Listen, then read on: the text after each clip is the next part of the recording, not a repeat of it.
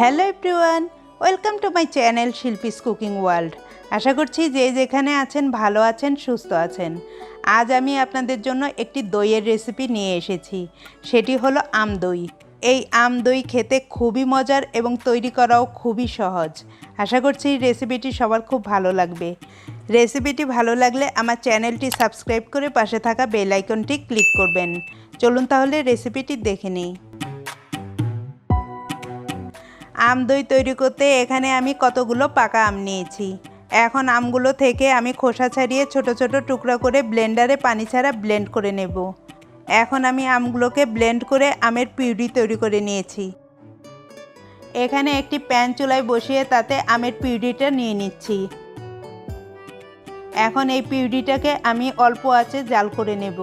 এভাবে আমের পিউরিটাকে জাল করে এই পিউরিটা দিয়ে দই তৈরি করলে দইটা বেশ কয়েকদিন পর্যন্ত ভালো থাকবে। আপনাদের আমগুলো যদি মিষ্টি কম থাকে তাহলে এ পর্যায়ে আপনারা এখানে আপনাদের টেস্ট অনুযায়ী চিনি অ্যাড করতে পারবেন। আমি আমের পিউরিটাকে একবার ফুটিয়ে নেব।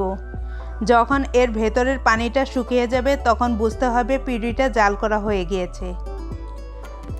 এখন আমার আমের পিউরিটা জাল করা হয়ে গিয়েছে। আমের এই পিউরিটাকে আপনারা যে কোনো ডেজার্ট তৈরিতে ইউজ করতে পারবেন। এবার আমি পিউরিটাকে চুলা থেকে নামিয়ে ঠান্ডা করে নেব। এখানে একটি হাঁড়িতে আমি 1 লিটার দুধ নিয়েছি।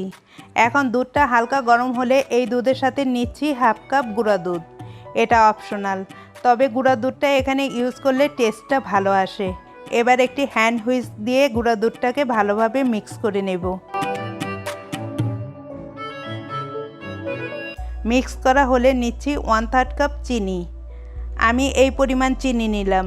আপনারা আপনাদের টেস্ট অনুযায়ী চিনির পরিমাণটা বাড়িয়ে বা কমিয়ে নিতে পারবেন। এখন আমি ওয়েট করছি দুধটায় বলক আসা পর্যন্ত। এখন দুধটায় বলক চলে এসেছে। এখন আমি দুধটাকে 7-8 মিনিট জাল করে নেব।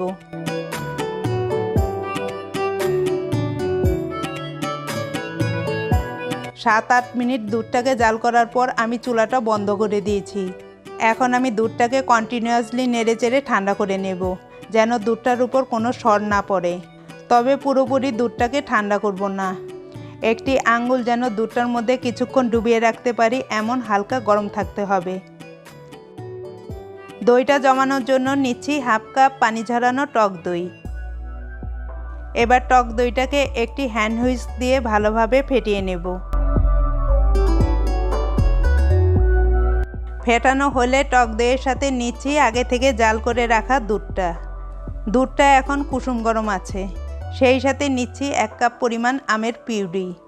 আমের পিউরির পরিমাণটা আপনাদের পছন্দ মতো বাড়িয়ে বা কমিয়ে নিতে পারবেন। এখন সব কিছু একত্রে ভালোভাবে মিশিয়ে নেব। এ পর্যায়ে দুধটা বেশি গরম হলে ছানা কেটে যেতে পারে।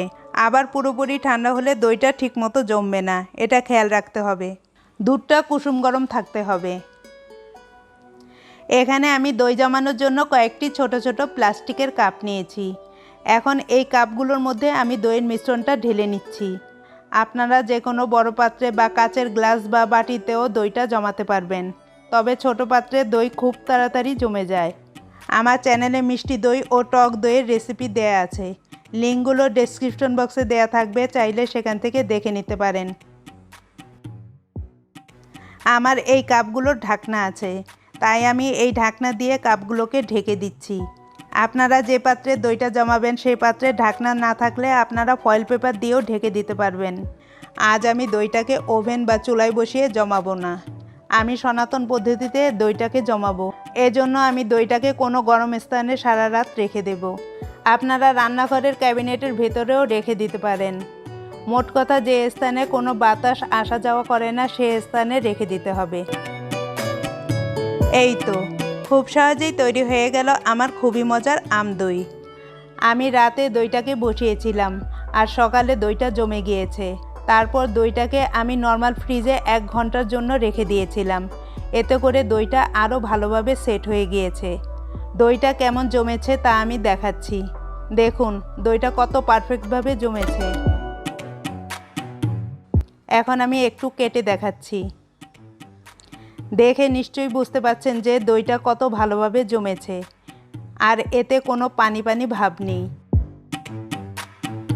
আমি এমন কাচের গ্লাসেও দই জমিয়েছি। কাচের গ্লাসের দইটাও কত ভালোভাবে জমেছে। গ্লাসের দইটাকেও আমি কেটে দেখাচ্ছি। এটা টেস্টটা কেমন হয়েছে তা আমি বলে বোঝাতে পারবো না, তবে এই কথা বলতে পারি যে এই দইটা একবার তৈরি করলে বারবার এটা তৈরি করে খেতে ইচ্ছে করবে। এই পাকা আমের মৌসুম শেষ হওয়ার আগেই আপনারা এটা ট্রাই করে দেখতে পারেন। রেসিপিটি ভালো লাগলে লাইক, কমেন্ট ও শেয়ার করে সাথেই থাকবেন। আজ এ পর্যন্তই। ভালো থাকবেন এবং সবাইকে ভালো রাখবেন। বাই।